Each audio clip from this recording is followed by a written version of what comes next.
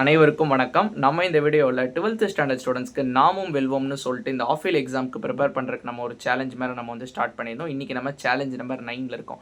ஒருவேளை ப்ரீவியஸ் சேலஞ்சஸ்லாம் நீங்கள் வந்து கம்ப்ளீட் பண்ணாமல் இருந்தீங்க, இல்லை இப்போ தான் நம்ம சேனலுக்கு ஃபஸ்ட் டைம் நீங்கள் வியூவராக இருந்தீங்கன்னா பிளேலிஸ்ட்டோட லிங்க் தரேன்.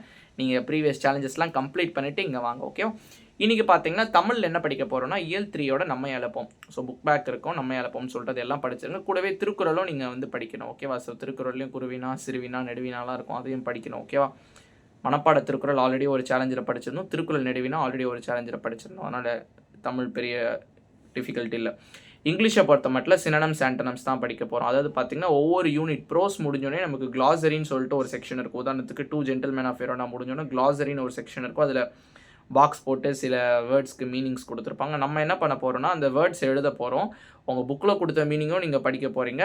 பக்கத்தில் என்ன பண்ண போகிறீங்கன்னா தமிழில் மீனிங் வந்து எழுத போகிறீங்க. இப்போ ஒரு வார்த்தை சாஸ்னா குழப்பம் அப்படின்னு நீங்கள் வந்து தமிழில் மீனிங் என்னென்னு எழுதி வச்சுக்க போகிறீங்க. அட் த சேம் டைம் அதுக்கு பக்கத்தில் இங்கிலீஷில் ஆப்போசிட் என்னென்னு எழுதுவீங்க. அதுக்கு பக்கத்தில் அதோட தமிழ் மீனிங் தெளிவு, குழப்பம்னா தெளிவு. ஸோ அந்த மாதிரி ஆப்போசிட்டும் சேர்த்து நம்ம படிக்க போகிறோம். ஏன்னு கேட்டிங்கன்னா இப்போ மீனிங்கில் இருக்குது பார்த்தீங்களா ஒரு வேர்டு, அதை தான் நமக்கு நிறைய டைம் ஆப்போசிட்ஸ் ஆண்டனம்ஸில் கேட்குறாங்க.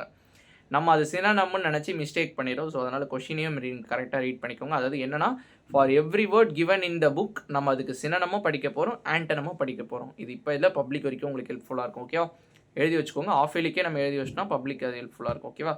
நெக்ஸ்ட் மேக்ஸை பார்த்தீங்கன்னா 3rd சாப்டர் டில் 3.4 வரைக்கும் தான் நம்ம வந்து படிக்க போகிறோம். நம்ம 3.5 அண்ட் 3.6 அதை நம்ம வந்து நெக்ஸ்ட் சேலஞ்சில் நம்ம வந்து பார்த்துக்கலாம். 3.4 வரைக்கும் வித் எக்ஸாம்பிள் சம்மோடும் படிச்சிருங்க. ஃபிசிக்ஸ் பார்த்தீங்கன்னா சாப்டர் 8ஓட 5 மார்க். ஒருவேளை if you want to tell me the important கொஷின்னா நான் சொல்கிறேன். ஓகேவா? Types of emission, Einstein explanation of photo electric equation, this very important. And then photo cell or photo emissive cell, Davisson and Germer experiment.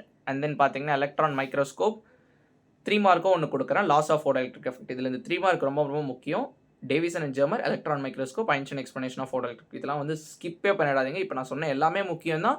குறிப்பாக இப்போ சொன்ன இந்த ஒரு 4 question ரொம்ப important. Einstein explanation, Davisson and Germer, electron microscope, laws of photo electric effect. Tamil medium students ஒரு தமிழ் மீடியமில் சொல்லுங்கன்னு கேட்டிங்கன்னா எலக்ட்ரான் உமிழ்வு வகைகள், ஒளிமின் சமன்பாட்டை பற்றிய ஐன்ஸ்டைனின் விளக்கம், ஒளி மின்கலம் அல்லது ஒளி உமிழ்வு மின்கலம் எல்லாம் ஒன்று தான். டேவிசன் அண்ட் ஜெர்மர் சோதனை, எலக்ட்ரான் நுண்ணோக்கி, அண்ட் தென் ஒளிமின் விளைவு விதிகள். இந்த ஒளிமின் விளைவு விதிகள் மட்டும் 3 மதிப்பெண் வினாக்கள், மிச்சம் எல்லாமே பார்த்தீங்கன்னா 5 மதிப்பெண் வினாக்கள். ஓகேவா? Okay fine. இதான் உங்களுடைய ஃபிசிக்ஸ். கெமிஸ்ட்ரி பார்த்தீங்கன்னா சாப்டர் 7ஓட புக் பேக் கொஷின் நம்ம வந்து படிக்க போகிறோம். கம்ப்யூட்டர் சயின்ஸ் பார்த்தீங்கன்னா லெசன் நம்பர் 10 பார்த்தீங்கன்னா நான் தெளிவாக எக்ஸ்பிளைன் பண்ணியிருப்பேன். நிறைய பேருக்கு இந்த லெசன் நம்பர் 10 வந்து புரியாது பைத்தானில். மற்றதெல்லாம் ஈஸியாக இருக்கும்னுவாங்க. இந்த கிளாஸு, ஆப்ஜெக்ட்டு, யூனிட்டு, டெல்லு, கன்ஸ்ட்ரக்டாரு, டெஸ்ட்ரக்டாரு இதெல்லாம் அவங்களுக்கு ஒரு மாதிரி குழம்பும். செல்ஃப் எதுக்கு யூஸ் பண்ணுறோம். ஸோ நம்ம தெளிவாக டீச் பண்ணியிருக்கோம். இந்த லெசன் ஃபுல்லாக 56 நிமிஷம் நீங்கள் டைம் எடுத்தால் படிச்சிடலாம். நம்ம சேனல்லே வீடியோ இருக்கும், போய் பாருங்கள். அதில் 2 மார்க் 3 மார்க் புக் பேக் எல்லாமே நம்ம படிச்சிடுறோம். அதுலேயே எக்ஸ்ட்ரா ஒரு 5 மார்க் மட்டும் இருக்கும்னு நினைக்கிறேன். அந்த 5 மார்க்கு நீங்கள் 5 மார்க் பிளேலிஸ்ட்டில் நீங்கள் ரெஃபர் பண்ணிக்கலாம். ஓகேவா? ஆக மொத்தம் நீங்கள் 10th சாப்டர் படிக்கிறோம். இதுதான் பார்த்தீங்கன்னா உங்களோட இன்னைக்கான சேலஞ்ச். கம்ப்ளீட் பண்ணுங்கள். கம்ப்ளீட்டட்னா அக்னாலேஜ் பண்ணுங்கள். இந்த வீடியோஸ்க்குலாம் லைக் பண்ணுங்கள், உங்கள் ஃப்ரெண்ட்ஸ்க்கு ஷேர் பண்ணுங்கள். நெக்ஸ்ட் சேலஞ்சில் உங்களை பார்க்குறேன். பாய்.